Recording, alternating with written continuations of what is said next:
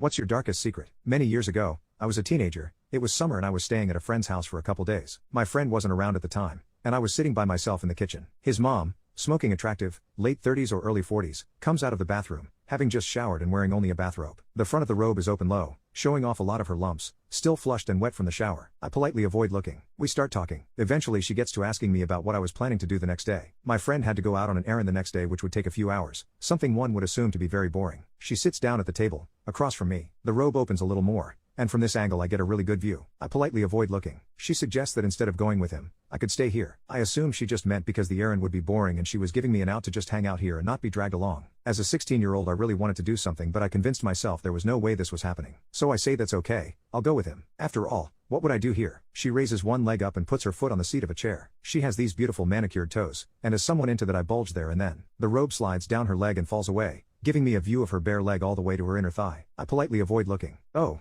I'm sure you'd think of something to do, she says, running her fingers along her leg. I acted she meant play video games or read comics because there was no way I would do this to my friend. I explain I told him I'd come with him, and we actually have some fun things planned to do while we're out, so I wouldn't want to bail on him. She seems disappointed by my answer, and suggests somewhat half-heartedly that I could still cancel that and stay. I tell her that I'm actually looking forward to it. She seems almost dejected. She puts her leg down, sits back normally and closes her robe. At this point I could not hold it in anymore. I sat on her and said, "You know what? I can stay." What followed was me losing my V card to my friend's mother, as well as the best vacuum cleaner 3000 extra suction gawk I've ever felt.